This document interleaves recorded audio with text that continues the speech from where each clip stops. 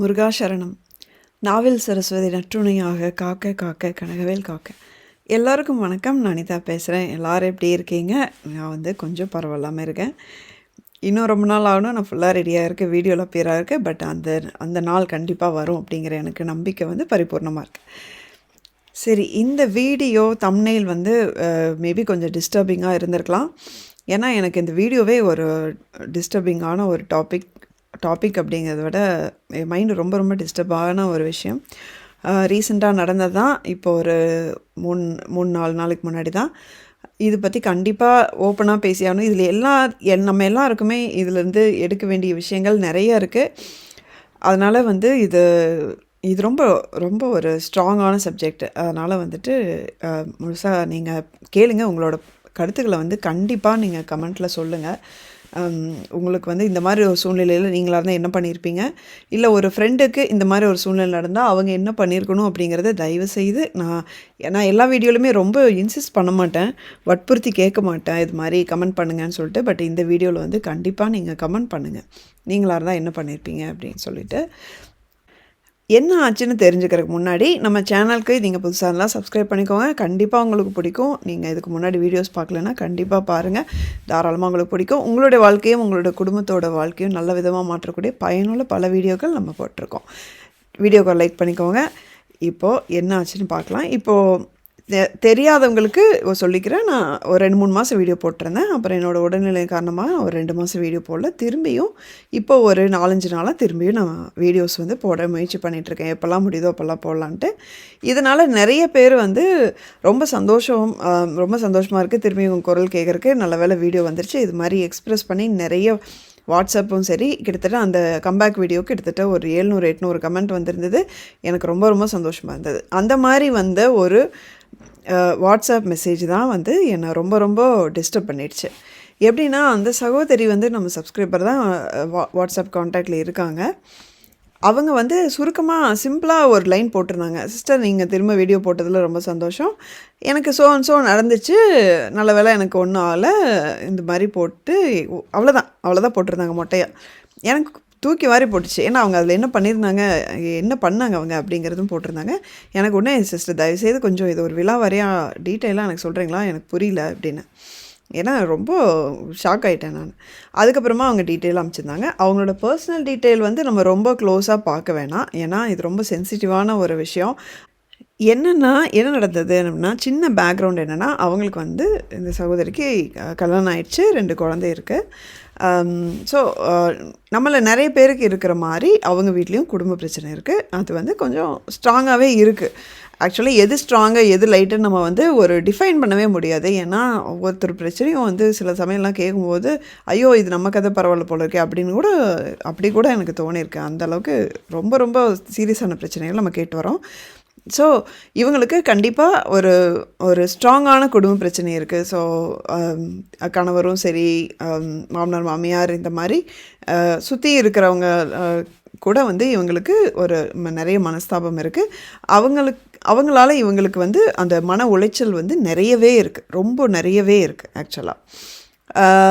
So நான் முன்னாடி சொன்ன மாதிரி இந்த பிரச்சனையை ரொம்ப டீப்பாக நம்ம பார்க்க வேண்டாம். இது அவங்களோட ஒரு ப்ரைவசிக்காக நான் இது மெயின்டைன் பண்ணணும்னு நினைக்கிறேன். ஸோ இந்த மாதிரி சமயத்தில் இவங்களுக்கு ஆறுதலாக இருந்திருக்கிறது நம்ம சேனல் வீடியோஸ். நீங்கள் நிறைய பேர் நீங்கள் சொல்லியிருக்கீங்க, உங்கள் சேனல் நீங்கள் சில மிராக்கிள்ஸ் எல்லாம் சொல்லும்போது எங்களுக்கு ரொம்ப பாசிட்டிவாக இருக்குது சிஸ்டர் அப்படின்னு சொல்லி நிறைய பேர் சொல்லியிருக்கீங்க. அதே மாதிரி இந்த சகோதரியும் அது ஃபீல் பண்ணியிருக்காங்க. ஸோ டெய்லியும் அவங்க நான் வீடியோ போடுறேனா அப்படின்னு சொல்லி பார்த்துட்டு அவங்க போடும்போது ரெகுலராக தவறாமல் எல்லா வீடியோஸும் பார்த்துட்டு வந்திருக்காங்க. இது அவங்களுக்கு பயங்கர நம்பிக்கை கொடுத்துருக்கு. அது கேட்கும்போது எனக்கு சந்தோஷமாக தான் இருந்தது. இந்த சமயத்தில் என்னாச்சு, நான் வீடியோ ஹெல்த் ரீசன்ஸ்னால் போட முடியல இல்லைங்களா. ஸோ கிட்டத்தட்ட ஒரு 1.5 மாதத்துலேருந்து 2 மாதம் வரைக்கும் நான் சுத்தமாக வீடியோவே போடல. நான் என்ன ஏதுங்கிறதும் நான் இதாக சொல்ல முடியல. ஏன்னா நான் இன்றைக்கி வந்துடுவேன் நாளைக்கு வந்துடுவேன் நினச்சிட்டே இருந்ததுனால சொல்ல முடியல. இவங்களும் அந்த வீடியோ வந்திருக்கான்னு சொல்லிட்டு டெய்லியும் சேனல் செக் பண்ணுறது இருக்காங்க. வீடியோ எதுவும் வரலன்னு டிசப்பாயிண்ட் ஆகிருக்காங்க. அந்த மாதிரி ஒரு மொமெண்ட்டில் இவங்களுக்கு வீட்டில் இருக்கிற பிரச்சனையும் அதிகமாக இருக்குது. இவங்களுக்கு நம்ம வீடியோஸில் அந்த வீடியோஸ் கொடுக்குற அந்த பாசிட்டிவிட்டி அவங்க மிஸ் பண்ணியிருக்காங்க. அவங்க அதான் சொல்கிறாங்க, எனக்கு என்ன பண்ணுறதுனே தெரியல. அது உங்களோட அந்த இதெல்லாம் கேட்டு எனக்கு டெய்லியும் பயங்கர பாசிட்டிவாக இருக்கும். அது இல்லாமல் எனக்கு ஆல்டர்னேட்டாக என்ன பண்ணுறதுன்னு தெரியல அப்படின்னு சொல்கிறாங்க. என்ன ஆயிருக்கு, இவங்களுக்கு அந்த ஃப்ரஸ்ட்ரேஷன் வந்து அதிகமாயிட்டே இருந்திருக்கு. வீட்ல இருக்கிற பிரச்சனையும் அதிகமாயிட்டே இருந்திருக்கு. இவங்களுக்கு வந்து ஒரு ஸ்டேஜில் ரொம்ப ரொம்ப மன உளைச்சல் அதிகமாகி ஒரு எக்ஸ்ட்ரீம் இதுக்கு போயிடுறாங்க. அப்போ தான் என்னன்னா ஒரு ஒரு ஒரு கட்டத்தில் ஒரு மொமெண்ட்டில் இல்லை நம்ம இருந்து வந்து என்ன இவ்வளோ இப்படி ஒரு வாழ்க்கை வந்து நம்ம வாழணுமா, இவ்வளோ கஷ்டத்தை நம்ம பார்க்கணுமா அப்படின்னு சொல்லி அவங்களுக்கு ஃப்ரஸ்ட்ரேட் ஆகிட்டாங்க. அவங்க வந்து முருக பக்தர், சாய்பாபா பக்தரும் கூட, வேல்மாறல் படிக்கிறவங்க, இது மாதிரி எல்லாமே நம்பிக்கையாக நல்ல விதமாக பண்ணிகிட்டு இருந்தவங்க தான். அவங்களுக்கு வந்து ஒரு கட்டத்தில் அந்த நம்பிக்கை வந்து ஒரு மாதிரி கொலாப்ஸ் ஆகி முருகன், சாய்பாபா யாரும் நம்மளை வந்து இதுலேருந்து காப்பாற்றுற மாதிரி தெரியல, நம்மளோட பிரச்சனை ஒரு முடிவுக்கு வர மாதிரியும் தெரியல, இனி நம்ம இருந்து என்ன பண்ணுறது அப்படிங்கிற மாதிரி ஒரு ஃப்ரஸ்ட்ரேஷன். ஒரு நாள் ஒரு ஈவினிங் வந்து ஒரு தவறான ஒரு முடிவு எடுக்கிறாங்க. சரி நம்ம இருக்கிறத விட போயிடலாம் அப்படின்னு சொல்லிட்டு ஒரு கேட்கவே எனக்கு பகீர்னு ஆகிற மாதிரி அப்படி தான் ஒரு முடிவு எடுக்கிறாங்க. அவங்களுக்கு 2 குழந்தை இருக்குது, தெரிஞ்சுக்கோங்க.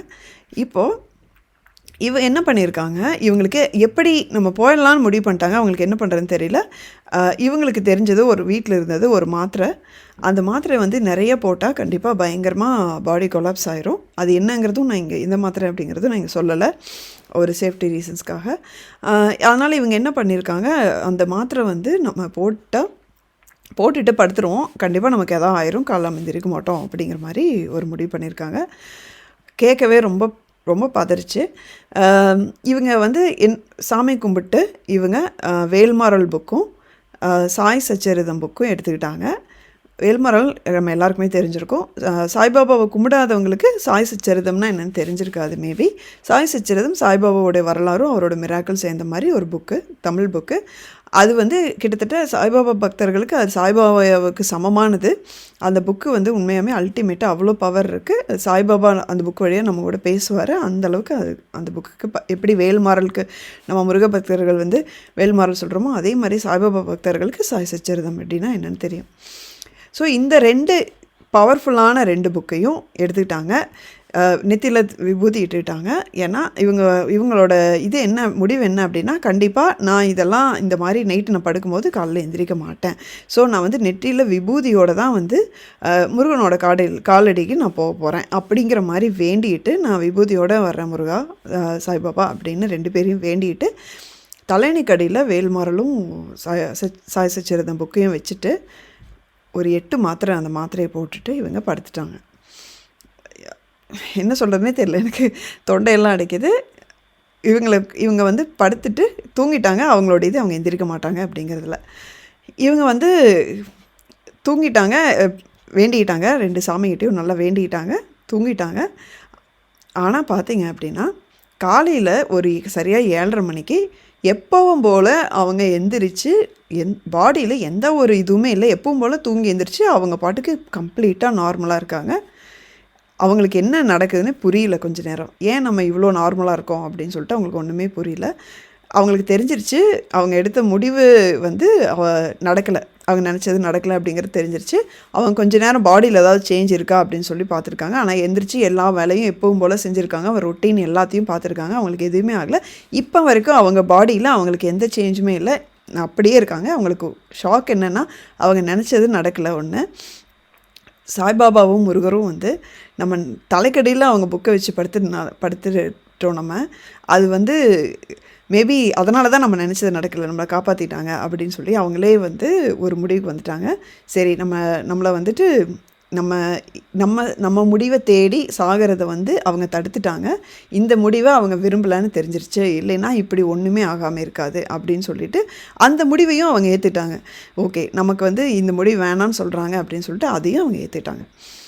அப்போ அவங்க சொல்கிறாங்க என்கிட்ட, சிஸ்டர் அந்த மொமெண்ட்டில் எனக்கு ரொம்ப ஃப்ரஸ்ட்ரேஷனாக இருந்தது, நான் அந்த முடிவு எடுத்துட்டேன். காலையில் தான் எனக்கு புரிஞ்சுது. ஏன்னா எங்கள் குடும்பத்தில் ஒரு சம்பவம் வந்து இதுக்கு முன்னாடி ஒரு நடந்திருக்கு. அது என்னன்னு நான் இங்கே ப்ரைவசி காரணமாக சொல்லலை. அந்த சம்பவத்தினால வந்து எனக்கு கிட்டத்தட்ட நான் சாவை பார்த்துட்டு திரும்பி எனக்கு மறுஜென்மம் கிடைச்ச மாதிரி என் கர்மா அது வழியாக கழிஞ்ச மாதிரி எனக்கு தோணுச்சு. ஒன்று என்ன சொல்கிறேன் அப்படின்னா, அந்த ஃப்ரஸ்ட்ரேஷனுக்கு வந்து ஒருவேளை நான் டெய்லி உங்கள் வீடியோ நான் பார்த்துருந்தா அந்த கெட்ட முடிவை நான் எடுத்திருக்க மாட்டேன், அந்த தப்பான ஒரு முடிவை நான் வந்து எடுத்திருக்க மாட்டேன். ஏன்னா எனக்கு பாசிட்டிவிட்டி கொடுக்க யாருமே இல்லை, எனக்கு ஆல்டர்னேட்டாக என்ன பண்ணுறதுன்னு எனக்கு தெரியல அப்படின்னு சொல்லும்போது எனக்கு அப்படியே பதச்சு போயிட்டேங்க. இதை கேட்டவும் எனக்கு சீரியஸாக எனக்கு ரொம்ப ஷாக் ஆகிட்டேன் நான். எனக்கு என்ன சொல்கிறதுனே தெரியல. ஓகே, முருகனும் பாபாவும் அவங்கள காப்பாற்றிட்டாங்க. அவங்களும் அதை புரிஞ்சிட்டாங்க. எனக்கு மறுஜென்மம் கிடச்சிருக்கு. என்னோடய கர்மா கழிஞ்சிது. ஒரு விஷயத்தினால நான் வந்து எதிர்பார்த்துட்டு இருந்தேன். அந்த கர்மா இதில் கழிஞ்சிருச்சு. ஆனால் என்னை வந்து காப்பாற்றி வேறு மறுஜென்மமாக கொடுத்துட்டாங்க. இனிமேல் வந்து நான் இது வாழ்க்கையை வேறு மாதிரி வாழ முயற்சி பண்ணுறேன். பட் எனக்கு அவ்வளோ கஷ்டம் இருக்குதுன்னு சொல்லிட்டு பயங்கரமாக அழுதாங்க என்கிட்ட வாய்ஸ் மெசேஜில். அப்போது எனக்கு ஒன்றுமே புரியல ஆக்சுவலி. எப்படி வந்து ஒரு 2 குழந்தை இருக்கும்போது இந்த முடிவை எடுக்கலாம்? நமக்கு சுற்றி எவ்வளவோ பெரிய பிரச்சனைகள் இருக்கலாம், உயிர் போகிற பிரச்சனைகள் இருக்கலாம். ஆனால் அந்த குழந்தைகளுக்காக நம்ம இருக்கிறது நீங்கள் நல்லா யோசிச்சு பாருங்கள். தமிழ்நாட்டில் இருக்கிற பாதி தாய்மார்களாவது அவங்க குழந்தைகளுக்காக தான் ஏதோ ஒரு மொமெண்ட்டில் இந்த முடிவு வேணான்னு சொல்லிட்டு அவங்க குழந்தைகளுக்காக வாழ முடிவெடுத்திருப்பாங்க. அது வந்து எதான் ரீசன், அதுக்கு சண்டையாக இருக்கலாம், இல்லை ஏதோ ஒரு பெரிய வியாதியாக இருக்கலாம், இல்லை பெரிய பெரிய தலை போகிற பிரச்சனையாக இருக்கலாம், என்ன வேணால் இருக்கலாம். ஆனால் அவங்க ஒரு கட்டத்தில் வந்து இல்லை நம்ம குழந்தைக்காக நம்ம இருக்கணும்ல, அவங்களுக்கு யார் இருக்கா அப்படின்னு சொல்லிட்டு நம்ம அந்த மாதிரி ஒரு முடிவு தான் எடுப்பாங்க. எப்படி அதையும் மீறி சில பேர் தப்பான முடிவு எடுக்கிறவங்களும் இருக்காங்க. இந்த சகோதரியை வந்து பாபாவும் முருகனும் காப்பாற்றிட்டாங்க. நிறையா வந்து நிறைய சகோதரிகள் அந்த ஒரு துரதிர்ஷ்டமாக உயிரிழக்கக்கூடிய சம்பவங்களும் நம்ம கேட்டுட்ருக்கோம், பார்த்துட்ருக்கோம். ஆனால் என்னன்னா, எப்படி உங்களுக்கு கடவுள் நம்பிக்கை இருக்குது, தெளிவு இருக்குது, உங்களுக்கு பிரச்சனை மட்டுமே பெருசாக தெரிஞ்சதுனால அது சால்வே ஆகாதுங்கிற அந்த நம்பிக்கை உங்களுக்கு சுத்தமாக போனதுனால தான் இப்படி ஒரு முடிவு எடுத்திருக்கீங்க. உங்களுடைய குழந்தைகள் கூட அவங்களோட எதிர்காலம் கூட வந்து உங்களை கண்ணை விட்டு மறையிற மாதிரி உங்கள் பிரச்சனை பூதாகரமாக தெரிஞ்சிருக்கு. இனிமேல் இப்படி ஒரு முடிவு நீங்கள் எடுக்காதீங்க அப்படின்னு சொல்லிவிட்டு நான் அவங்களுக்கு அனுப்பிச்சுட்டு இன்னும் நிறைய நான் அவங்களோட சேட் பண்ணேன் மறுபடியும். எதுனாலும் நீங்கள் என்கிட்ட சொல்லுங்கள் அப்படின்னு சொல்லிட்டு.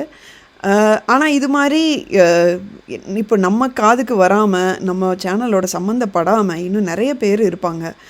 உங்களுக்கு தெரிஞ்சவங்க யாராவது கூட இருப்பாங்க.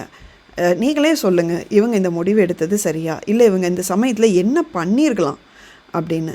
ஏன்னா நம்ம வீடியோ மட்டுமே தான் ஒரே விஷயமா பாசிட்டிவிட்டி கொடுக்கறதுக்கு அப்படின்னு நீங்கள் நினைக்கிறீங்களா? கண்டிப்பாக கிடையாது. இதுக்காக இன்னொரு சேனல் வீடியோ நீங்கள் தேடி பாருங்கள் அப்படின்னு சொல்லலை. யூடியூபே இல்லை, உங்கள் கையில் ஃபோனே இல்லை அப்படின்னா கூட அந்த முருகப்பெருமான், நீங்கள் சாய்பாபா பக்தராக இருந்தால் அந்த சத்குரு சாய்பாபா இவங்கெல்லாம் கொடுக்க முடியாத ஒரு பாசிட்டிவிட்டியாக வந்துட்டு நமக்கு ஒரு வீடியோனால் கிடைக்க போது அப்படி கிடையாது. அதாவது என்னென்னா, சொல்லுவாங்க சந்தோஷம் அப்படிங்கிறது மற்றவங்களை நம்பி இருக்கக்கூடாது. இப்போ ஆனால் சகோதரி விஷயத்தில் வந்து பல பிரச்சனைகள், நிம்மதி இல்லாமல் வாழ்க்கை, ஒரு நம்பிக்கை இல்லாத ஒரு சூழ்நிலைக்கு போயிட்டாங்க. இந்த சமயத்தில் கூட அவர்களும் மனிதர்கள் தானே. நீங்கள் வந்து மனித வாழ்க்கையை மனித பிறப்பு எடுத்துட்டீங்க, இந்த வாழ்க்கை வேணான்னு முடிவு எடுத்துட்டீங்க. அது காரணம் சக மனிதர்கள். அது உங்கள் வீட்டுக்காரராக இருக்கலாம், குழந்தைகளாக இருக்கலாம், மாமனார் மாமியாராக இருக்கலாம், இல்லை நாத்தனாராக இருக்கலாம், அம்மா அப்பாவாக கூட இருக்கலாம். அவங்களும் சக மனிதர்கள், இந்த பூமியில் வாழும் மனிதர்கள். ஏன் வந்து நீங்கள் அந்த முடிவெடுக்கும்போது அவங்களோட இருக்கிற அந்த உணர்ச்சிகளெல்லாம் விடுபட்டு தான் இந்த முடிவெடுக்கிறீங்க, போயிடலாம் அப்படின்னு சொல்லிட்டு முடிவெடுக்கிறீங்க. அப்படிங்கும்போது ஒரு சக மனிதனுக்காக இன்னொரு மனிதன் ஏன் உயிர் துறக்கணும்? நீங்களும் வந்து இந்த பூமியில் வாழ்கிறதுக்கு நிறைய பிடிப்புகள் இருக்குது, நிறைய வழிகள் இருக்குது. அது வந்து அந்த பிரச்சனை வந்து உங்களால் தீர்க்க முடியல அப்படின்னா நீங்கள் ஹெல்ப் கேட்கலாம்.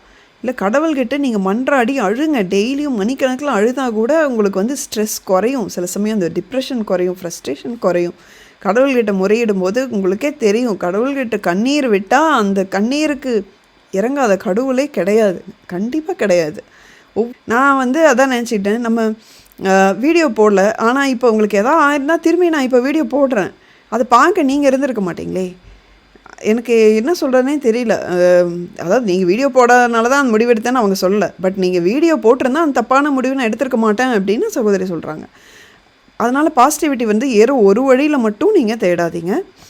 என்னோடய வீடியோ இருந்தாலும் இல்லாட்டியும், இந்த யூடியூப்பே இருந்தாலும் இல்லாட்டியும், பாசிட்டிவிட்டி வந்து நீங்கள் கோயிலுக்கு போய் கடவுள்கிட்ட முறையிடுறது மூலமாகவே உங்களுக்கு ஒரு பாசிட்டிவிட்டி கண்டிப்பாக கிடைக்கும். உங்கள் குழந்தைங்க முகத்தை பாருங்கள், அவங்களுக்கு சொல்லிக் கொடுங்க, உங்களுக்கு வாழ்கிறது கண்டிப்பாக ஏதோ ஒரு வழி கண்டிப்பாக கிடைக்கும் அப்படிங்கிறது எனக்கு தோணுது. இது வந்து இது சூசைட் பண்ணிக்கிற எல்லாருக்கும் மட்டும் கிடையாது. அந்த ஒரு தாட் வர எல்லாத்துக்கும் மட்டும் கிடையாது. நிறைய பிரச்சனையோடு தான் நம்ம நிறைய பெண்கள் போராடிட்டுருக்கோம். அது வந்து அந்த மாதிரி எந்த பிரச்சனையும் இருக்கிறவங்களுக்கும் இதெல்லாமே பொருந்தும். நமக்கு வழிகள் கிடைக்கும். பிரச்சனை இழுத்துக்கிட்டே போகுதா, பரவாயில்ல, இன்னும் பொறுமையாக இருங்க. கண்டிப்பாக ஏதோ ஒரு காரணத்துக்காக தான் அது இழுத்துகிட்டே போகுது அப்படிங்கிறதுல மட்டும் நீங்கள் கவனமாக இருங்க. ஃப்யூச்சரில் உங்களுக்கே தெரியும் ஏன் அந்த பிரச்சனை வந்து எதுக்கு வந்தது. அளவேளை அதெல்லாம் தாங்கிட்டோம். நம்ம ஒவ்வொரு பிரச்சனை வரும்போதும் நம்ம பக்குவப்படுறோம், இன்னும் ஸ்ட்ராங் ஆகிறோம். இதை விட பெரிய பெரிய பிரச்சனையாக வருதா, இதுக்கு முன்னாடி அதுவே நான் பார்த்துட்டேன், இதையும் பார்த்துருவேன் அப்படின்னு தைரியமாக இருங்க. முருகப்பெருமானை வந்து எப்போவுமே கைவிட்டுறாதீங்க, அதை இறுக்கமாக பிடிச்சிக்கோங்க. அந்த நம்பிக்கை இருக்க இருக்க உங்களுக்கு வந்து அவர் அதான் சொல்கிறேனே, அதாவது result is directly proportional to அந்த நம்பிக்கை. நமக்கு ஒரு விஷயம் நடக்குது அப்படின்னா, நம்ம சில வழிகள் கிடைக்குது அப்படின்னா, நம்ம நம்பிக்கை அதிகமாக அதிகமாக அதிகமாக ஏதோ ஒரு வழி கண்டிப்பாக கிடைக்கும். அதை மட்டும் விட்டுறாதீங்க யாரும். உங்களோட கருத்துக்கள் என்ன அப்படிங்கிறத சொல்லுங்கள். இந்த வீடியோ வந்து உங்களுக்கு பிடிச்சிருந்தால் லைக் பண்ணிக்கோங்க. கண்டிப்பாக அடுத்த வீடியோவில் வந்து இன்னொரு பெரிய ஒரு மிராக்கிள் நடந்திருக்கு. அது அடுத்த வீடியோவில் நான் என்ன அப்படின்னு சொல்கிறேன். அதுவும் இந்த வாரம் நடந்தது தான். அந்த வீடியோவில் வந்து நான் உங்களெல்லாம் பார்க்குற வரைக்கும் முருகா சரணம்.